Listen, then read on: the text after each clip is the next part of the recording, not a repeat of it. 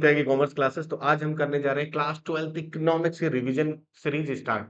आपके एग्जाम आने वाले हैं, मैं आपको बता दूं जस्ट 25 डेज के अंदर हम कंप्लीट रिवीजन स्टार्ट करेंगे। बिना किसी देरी किए हुए चैप्टर 1 का रिवीजन हम करते हैं start. Micro economics circular flow of income. सबसे पहले हम बात करते हैं व्हाट इज मैक्रो इकोनॉमिक्स। तो मैक्रो इकोनॉमिक्स होता क्या है, देखिए मैं आपको बहुत इजी लेवल पे समझाने जा रहा हूँ। मैक्रो इकोनॉमिक्स आपने क्लास 11 में पढ़ा, माइक्रो आई मतलब इंडिविजुअल, जो किसी इंडिविजुअल पर्सन के बारे में बताए वो माइक्रो इकोनॉमिक्स होता है। एम ए मतलब एग्रीगेटिव, यानी कि एक से ज्यादा लोगों के बारे में जो बताए वो मैक्रो इकोनॉमिक्स होता है। और जैसे मैं एक एग्जांपल देता हूँ, एक ही फैमिली के अंदर 5 मेंबर होते हैं। एक मेंबर की डिमांड की बात करें, एक मेंबर की प्राइस की बात करें, एक मेंबर के बिहेवियर की बात करें, तो वो माइक्रो इकोनॉमिक्स होता है। लेकिन अगर मैं पांचों मेंबर यानी कि पूरी फैमिली के बारे में बात करूं तो वो मैक्रो इकोनॉमिक्स होता है। चलिए देखते हैं जरा। That study economy activity at the level of an economy as whole, जो कि इकोनॉमी एज होल के बारे में स्टडी करे वो मैक्रो इकोनॉमिक्स होता है। चलिए कुछ एग्जांपल से समझते हैं। इंडिविजुअल की इनकम और एक्सपेंडिचर के बारे में बात करें, माइक्रो। हाउस होल्ड के इनकम इंडिविजुअल के बारे में बात करें, माइक्रो। इंडिविजुअल रिसिप्ट वगैरह के बारे में बात करें, चाहे वो प्रोड्यूसर है, इंडिविजुअल प्रोड्यूसर या इंडिविजुअल फर्म की बात करें, वो माइक्रो इकोनॉमिक्स है। लेकिन इन सबको एक साथ मिला के बात करें वो मैक्रो इकोनॉमिक्स है। ओके, और समझते हैं। इंडिविजुअल मार्केट के बारे में बात करें, माइक्रो इकोनॉमिक्स है। होल इकोनॉमी के बारे में बात करें, मैक्रो इकोनॉमिक्स है। किसी भी एक गुड्स पे प्राइस का क्या इफेक्ट आता है, इंडिविजुअल गुड्स पे, माइक्रो इकोनॉमिक्स है। लेकिन इन्फ्लेशन से पूरी कंट्री की डिमांड पे क्या फर्क आता है, मैक्रो इकोनॉमिक्स है। इंडिविजुअल लेबर की बात करें कि भाई उसकी जॉब लगी है नहीं लगी है, माइक्रो इकोनॉमिक्स है। कंप्लीट कंट्री में बात करें कि कितना एम्प्लॉयमेंट है या अनएम्प्लॉयमेंट है, मैक्रो इकोनॉमिक्स है। इंडिविजुअल कंज्यूमर के बारे में बात करें कि उसकी क्या डिमांड है, माइक्रो इकोनॉमिक्स है। लेकिन अगर कंप्लीट एग्रीगेट डिमांड की बात करें, मैक्रो इकोनॉमिक्स है। एक फर्म ने कितना सप्लाई किया गुड्स, बात करें, माइक्रो इकोनॉमिक्स है। कंप्लीट इकोनॉमी ने कितनी गुड्स को प्रोड्यूस किया, मैक्रो इकोनॉमिक्स है। एक और छोटा सा एग्जांपल से लेके चलते हैं। माइक्रो इकोनॉमिक्स एक स्मॉल सेगमेंट होता है, जबकि मैक्रो क्या होता है, एग्रीगेटिव होता है। यहाँ पे स्टडी होते हैं, study of overall economy phenomena, complete economy के बारे में बात करोगे। यहाँ पे इंडिविजुअल बिहेवियर होता है, यहाँ पे डिसीजन मेकिंग पर यूनिट के हिसाब से है ये। लेकिन मैक्रो इकोनॉमिक्स के अंदर employment, GNP, saving, economic growth, investment, ये इकोनॉमी एज होल के बारे में आपको स्टडी कराता है, वो होता है मैक्रो इकोनॉमिक्स। चलिए, मैं समझता हूँ आपको माइक्रो और मैक्रो इकोनॉमिक्स अच्छे से कंप्लीट समझ आ चुका होगा।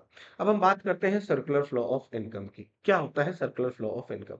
सर्कुलर फ्लो ऑफ इनकम को जानने से पहले हम समझेंगे हमारे पास टोटल कितने सेक्टर होते हैं जिनमें हम काम करते हैं। तो हमारी इकोनॉमी के अंदर 4 सेक्टर हैं, जो कि पहला है हाउस होल्ड, दूसरा है फर्म, तीसरा है गवर्नमेंट, एंड जो फोर्थ सेक्टर है वो है rest of the world. Rest of the, मैं शॉर्ट में लिख देता हूँ, rest of the world. Rest of the world की बात करें यानी अपनी कंट्री से जो बाकी कंट्री है।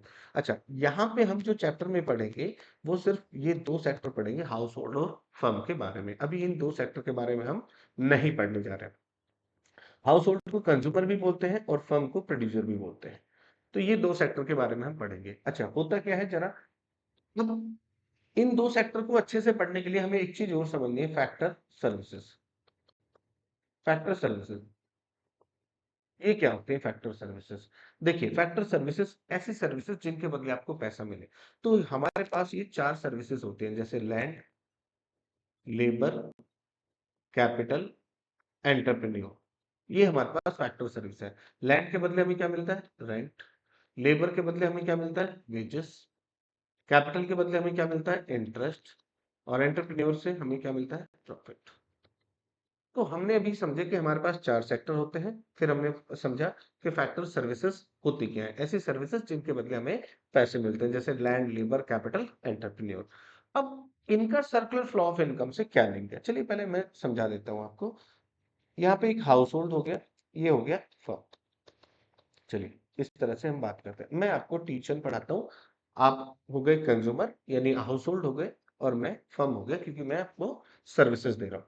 सबसे पहले मैंने आपसे कहा कि भैया मुझे ना आपके यहाँ पे इंस्टीट्यूट स्टार्ट करना है, तो मुझे आपकी फैक्टर सर्विस चाहिए, मतलब मुझे आपकी लैंड चाहिए।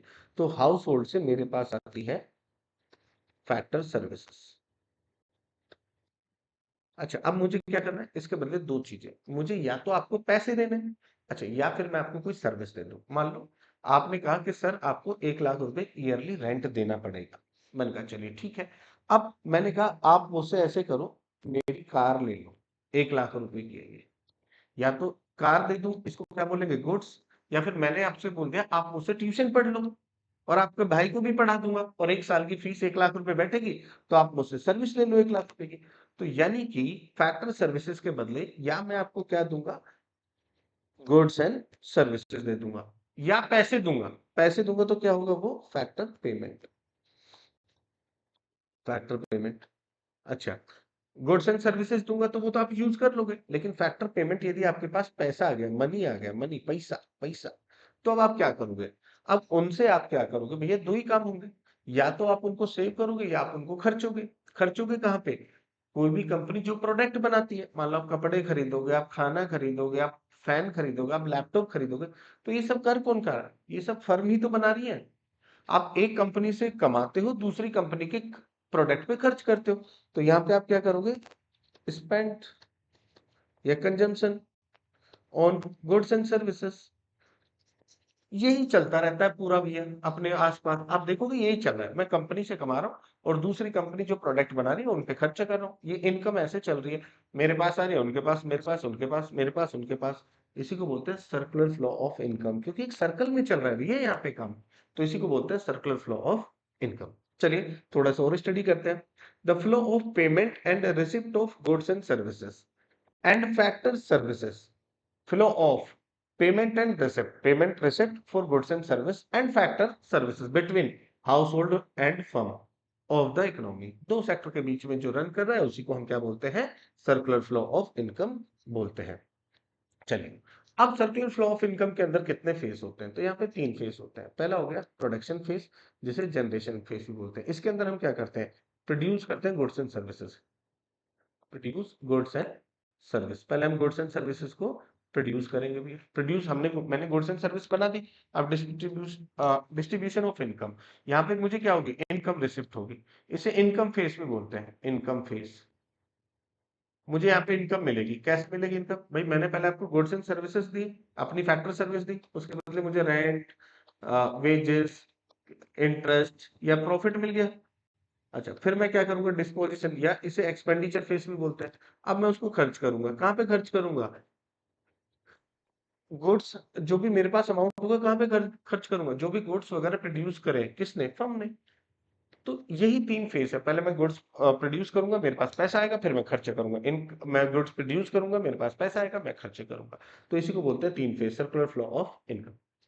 चलिए, नाउ अब हम पढ़ने जा रहे हैं बहुत ही important topic, stock and flow variable क्या होता है।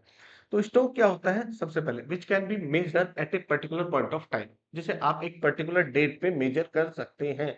यानी कि अगर मैं आपसे पूछूं 31 मार्च को आपने कितना कमाया, एक डेट की बात हो रही है, स्टॉक है। अगर मैं आपसे फ्लो क्या होता है? Which can be measure over a period of time. Over मतलब एक दिन से ज्यादा में। अगर मैं आपसे कहूं 2015 में आपने कितना कमाया, 2015 मतलब एक दिन से ज्यादा की बात हो रही है, एक साल की बात हो रही है, तो ये क्या हो गया हमारे पास? ये हमारे पास हो गया फ्लो। जैसे कि अच्छा, स्टॉक में क्या होता है? नो टाइम डायमेंशन, इसके अंदर कोई टाइम डायमेंशन नहीं होता, एक दिन की बात होती है। इसके अंदर क्या होता है? टाइम डायमेंशन होता है। ये स्टैटिक कॉन्सेप्ट होता है एंड ये डायनामिक होता है। स्टैटिक डायनामिक चेंज होता रहता है। जैसे इसके अंदर मैं example wealth, water in tank, inventory, capital. और फ्लो के एग्जांपल की बात करूं, इनकम, वाटर इन रिवर, या फिर change in inventory, change in capital, या फिर मान के चलिए जीडीपी, एम्प्लॉयमेंट, ये सब क्या है? फ्लो। यानी कि जो over the period of time आप मेजर कर पाते हो वो फ्लो होता है।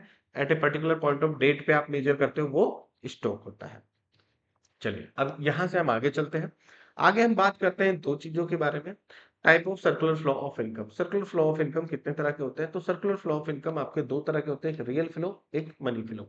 अच्छा, रियल फ्लो को हम एक और नाम दे सकते हैं बार्टर, या फिजिकल फ्लो भी बोलते हैं। इसे फिजिकल फ्लो भी नाम देते हैं। मनी फ्लो को हम एक नॉमिनल फ्लो भी बोलते हैं, नॉमिनल फ्लो। रियल फ्लो के अंदर होता है क्या? रियल फ्लो के अंदर सिंपल सी बात है, हाउस होल्ड क्या करेगा? इनको फैक्टर सर्विस देगा, लैंड, लेबर, कैपिटल, और फर्म इनको क्या दे देगी फिर उसके बदले? गुड्स एंड सर्विसेज दे देगी। तो इसे बोलते हैं फिजिकल फ्लो, जहां पे फैक्टर सर्विसेज के बदले आपको क्या मिला है? Goods and services. फिर आता है मनी फ्लो। मनी फ्लो क्या होता है? अब मनी फ्लो के अंदर हाउस होल्ड फर्म क्या करेगी? फैक्टर पेमेंट देगी हाउस होल्ड। तो अब हाउस होल्ड क्या करेगा? उस पैसे को खर्चा करेगा। किस पे खर्चा करेगा? फर्म से ही गुड्स वगैरह प्रोड्यूस करेगा। तो उसको हम क्या बोलते हैं? मनी फ्लो बोलते हैं, जिसको दूसरा नाम नॉमिनल फ्लो भी दिया जाता है।